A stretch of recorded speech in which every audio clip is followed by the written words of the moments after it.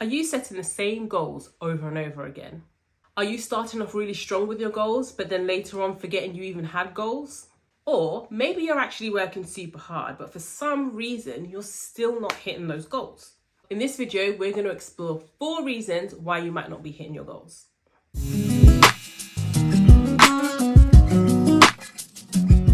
Welcome to my channel. My name is Fumbi and this channel is all about productivity, but productivity God's way. It's all about looking at how we can make sure that we're bearing fruit in every area of our lives. So if you're new here, make sure you subscribe, make sure you like, make sure you comment. We're a new channel, so those things really go a long way. Okay, so let's get into why you might not be hitting your goals. Number 1, are you sure that your goals are actually your goals? People often set goals because it seems to be either the right thing to do or they're pressured into it, or it just seems to be what everyone else is doing. But actually, it's really important that we explore our whys behind why we set our goals, because that will reveal whether truly those goals are for us. Exploring your whys along with prayer will really help you to decipher whether you're on the right path or not. You do not want to spend time wasting time pursuing goals that are not actually your own, or pursuing goals that actually have nothing to do with the call over your life. Sometimes we're afraid to change our goals because it makes us feel like we're failing. But actually, if you realize that a goal that you're working towards isn't actually for you, then the best thing for you to do is stop now and actually change them. You cannot win at a race that isn't yours. You will always see a shift in results when you actually are doing what you're meant to be doing. I come from an African household, and so I've seen many people get the pressure of, you need to go to university, you need to study this particular course, and people do it and they struggle for a whole 3-4 years. And fast forward 10 years where they're doing something completely different, you see how there's no more struggle. They're actually kind of striding in what they're doing and they're hitting their goals. They're very high achievers and very successful in the things that they do. So you will always see a shift when you actually are doing what you're called to do. That isn't to say that there won't be a struggle, but at least you'll enjoy the process. Number 2, your vision isn't actually at the forefront of your mind. A vision is something that is usually the end result of a goal. I personally am a big believer in vision boards. I have run vision board parties consecutively for 3 years. And honestly, I think it's one of the best tools to actually making sure that your vision is at the forefront of your mind. Apart from that, I really like the process of doing a vision board because first of all, you have to first envision something.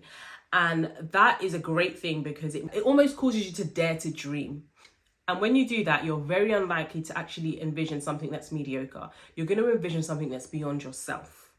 And your vision and your goals are supposed to scare you because they're supposed to be something that you can't achieve in the now. You know how the saying goes. If your vision and your goals don't scare you, then they're not big enough. I always tell people, once you make a vision board, don't just keep it under your bed or anything. Make sure you put it somewhere where you can actually see it. Because when you see it regularly, you will actually begin to hold yourself accountable to the things you see on those boards. Your actions will begin to line up to the things you see on that board. It will remind you of the overarching goal and it will inspire you. Habakkuk 2:2 says, write the vision, make it plain. So however you choose to document your vision, just make sure you actually document it. As well as your vision, your goals should actually always be at the forefront of your mind. I used to really be terrible at that. I would set a goal at the beginning of the year, review it at the end of the year in a random notebook that I had written them down in, and be reading it as if I wasn't the one who wrote those goals. It was literally like I had forgotten that I wrote those goals, which is very terrible. So how I've combated that is by actually making sure that I review my goals regularly. I personally do them every quarter, but you can do them every month, every week even if you like. It's a great way to monitor your progress and actually make sure that your weekly tasks, your daily tasks are actually feeding into that overarching goal. And when you do this, you'll find that looming feeling of, oh my God, I've not hit my goals. What have I been doing all year? Happens much earlier on in the year. And now you have time to actually fix it. Number 3, is your strategy working for you? It is okay to change strategies. Changing strategies doesn't actually mean that you're a failure. You know how the saying goes, be stubborn about the goal, but flexible with the strategy. Or be stubborn with the goal, flexible with how you get there. Same difference. As long as you're sure of your goal, like we spoke about in number 1, just be stubborn about the goal, flexible with how you get there. I think it's important to actually try a variety of strategies where possible, because just because one thing works for another person doesn't necessarily mean it will work for you. Before changing a strategy, I would make sure that I've exhausted that strategy 100% before changing it, because you never know, you could be right at the tip of your breakthrough with that strategy, and it would be a shame to change it so soon.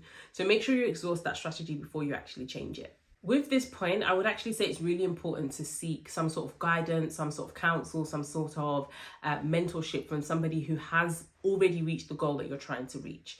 This person will already have the experience, will already have, certain fails, certain wins that you could actually really learn from. You want to learn from your own mistakes, not from the mistakes that somebody else has already made and that you can learn from without having to go through that mistake yourself.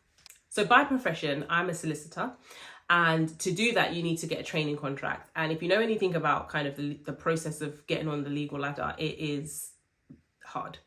And so I applied for years for a training contract, and I would get interviews, assessment days, etc. But I wouldn't make it to actually getting an offer. And I remember I was at work one day working as a paralegal, and this gentleman, he's already a solicitor. I didn't even ask him, actually. He just came up to me and said, "Oh, how's everything going?"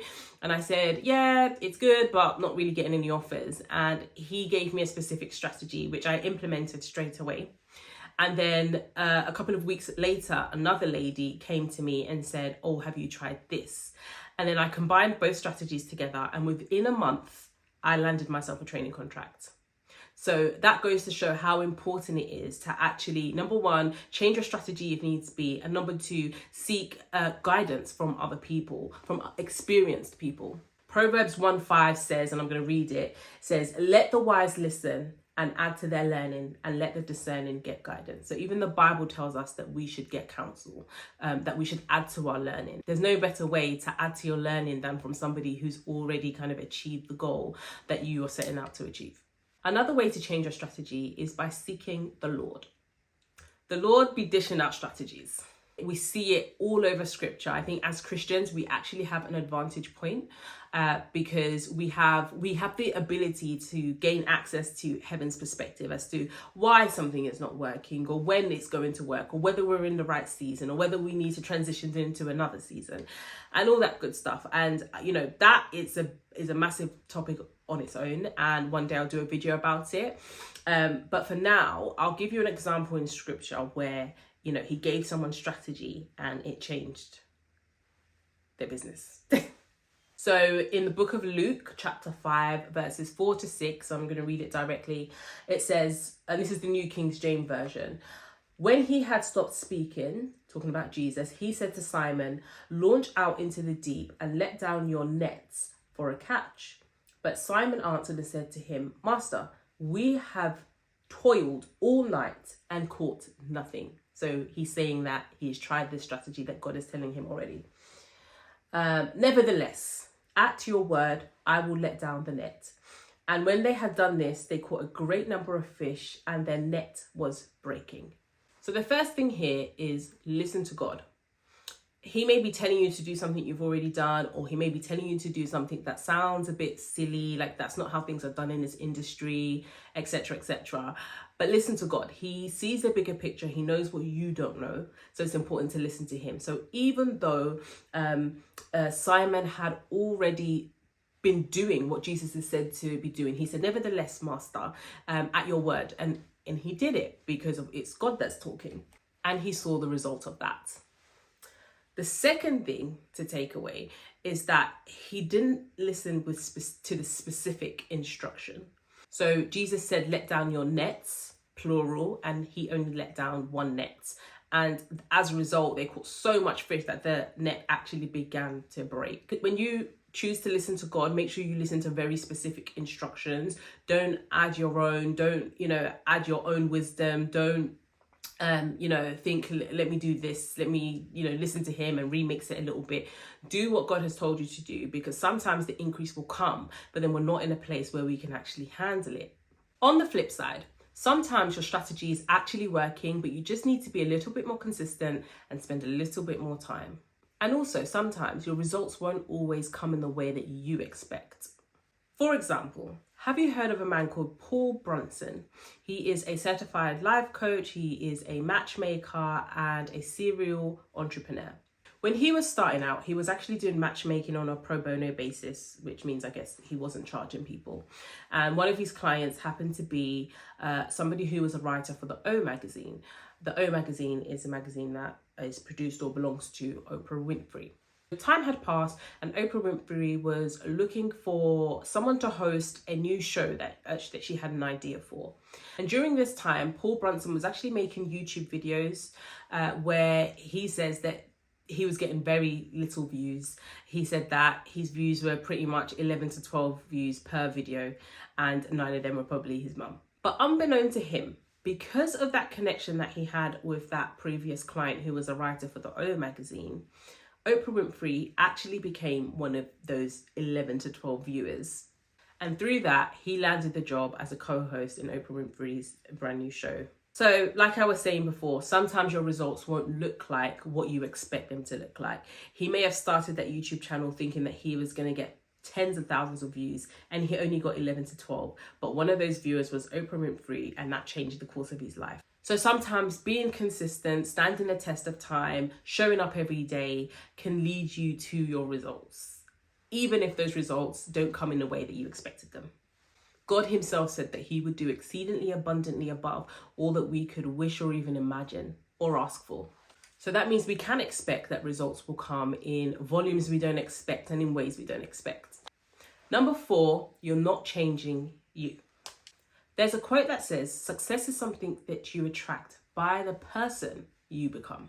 Remember at the start of this video where we talked about vision and how vision, it goes beyond what you can see with your physical eyes. And when you envision something, you're generally not going to envision something that's mediocre. You're going to envision something bigger than you. You're going to envision something that's amazing. And to reach that vision, we generally have to become better people. We have to equip ourselves with better skills, or better yet, reveal the gift on the inside of us that God has already placed on the inside of us. We need to begin to stir that up and bring that out.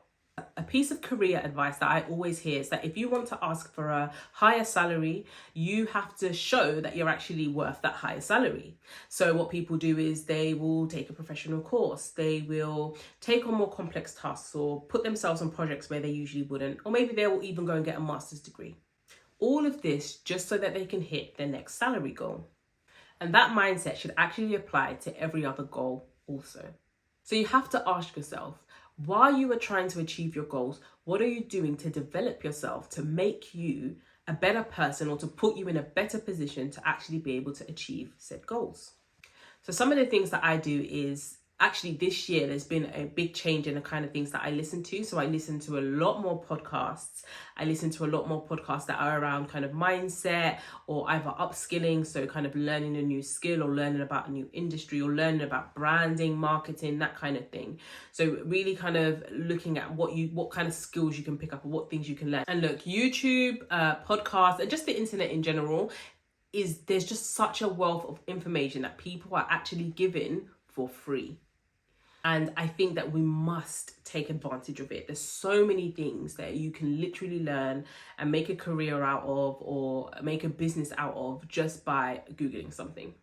I also read a lot of books, and one thing that I've started doing this year is actually taking notes when I read books, like taking down notes of the key points, because what I found is that I'll read a book and I just won't remember generally. I'll remember generally what it's about, but I won't remember like specific things that really stood out to me, and then I just wouldn't go back and review it. So taking notes just kind of ensures that you pull out the information that you really need, or the information that really stood out to you, and it's in a place where you can go back and review really easy without having to read through hundreds of pages again. So yeah, if you're trying to hit a particular goal, but you're not doing anything in the process to actually improve yourself, your results will almost always be subpar. And so those are the 4 reasons. Obviously, there may be other reasons that I have not covered in this video today. And also there are life issues that just generally pop up, like people being sick, people passing, like family members passing away, that kind of thing that actually kind of stops us from pursuing our goals. And, you know, life can be hard, and I wouldn't want you to be too hard on yourself. I try not to be too hard on myself. I think it's important to have a good kind of support system around you, people that can pick you up in those times, people that can help to pick you up in those times of need. Maybe there's something you've noticed about yourself as to why you're not hitting your goals. I would love to hear about it. So do tell me in the comments. If any or all of these things happen to be your struggle, make sure you click the link in the description box. I am currently in the middle of developing a coaching / accountability program that will really help people just like you that happen to be struggling to hit their goals. I was once there and I would love to help you out of that rut. So that brings me to the end of the video. Please do like, comment, subscribe. Like I said, we are a new channel, so that really goes a long way. And I'll see you in the next video. Thanks for watching.